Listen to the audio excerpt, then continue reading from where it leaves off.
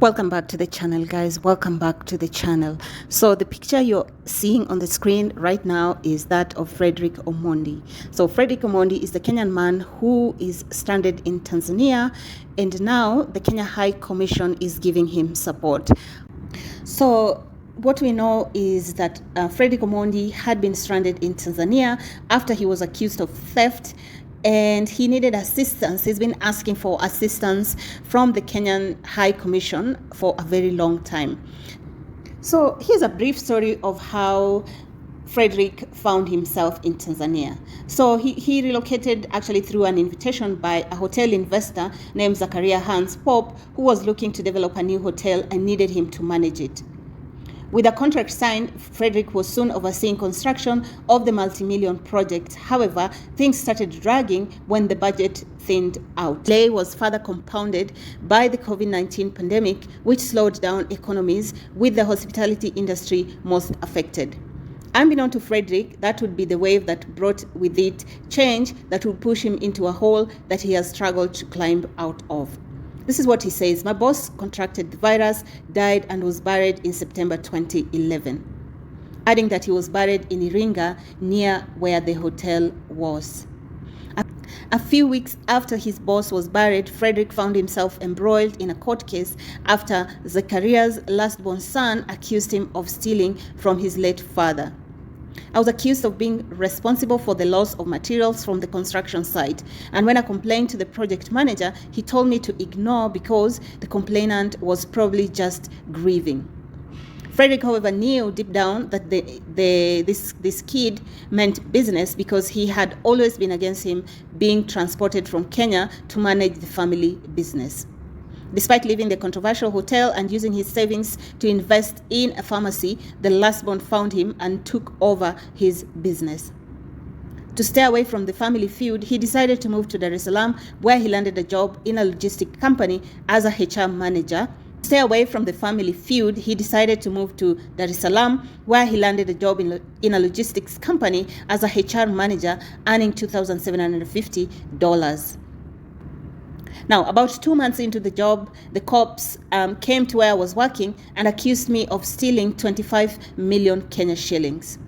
His journey downwards took a high gear when he found himself behind bars as officers kept dropping old accusations and reopening new ones against him.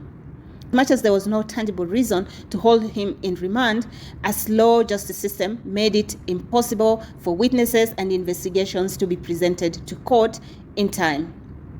After that, Fredrick eventually lost the new job and his passport, which holds the work permit that was obviously taken away by the police officers.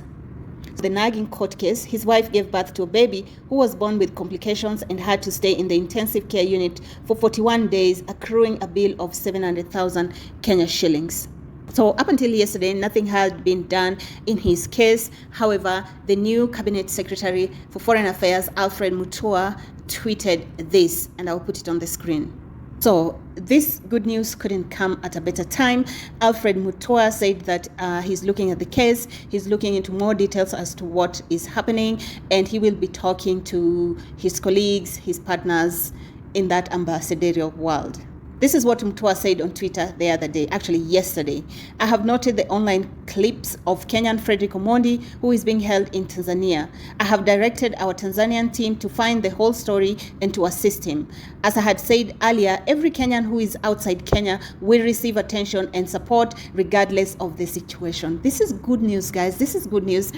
Personally, I have a lot of hope in Alfred Mutua. Alfred Mutua, you guys know, has transformed Machakos. Machakos is different, guys. Let's just give him his flowers. Also, if you guys don't know, Alfred Mutua lived in the Middle East. He used to lecture in Dubai, Ras Al Khaimah, I think. Ras Al Khaimah, one of the campuses in Ras Al Khaimah, before he moved back home. He's also lived in Australia, guys, so he understands that world. He's excited about his appointment, and he's not disappointing. So far, he hasn't disappointed us. Plus, the fact that he's recently met with all those recruiters for Middle East, especially Saudi Arabia, is just a step in the right direction.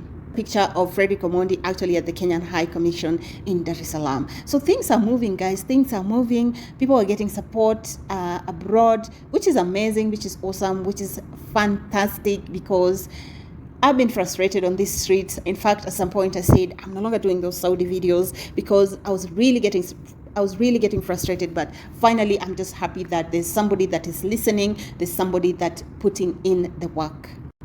So it looks like progress is being made in this case. I'm so happy for Fredrick to eventually come back home.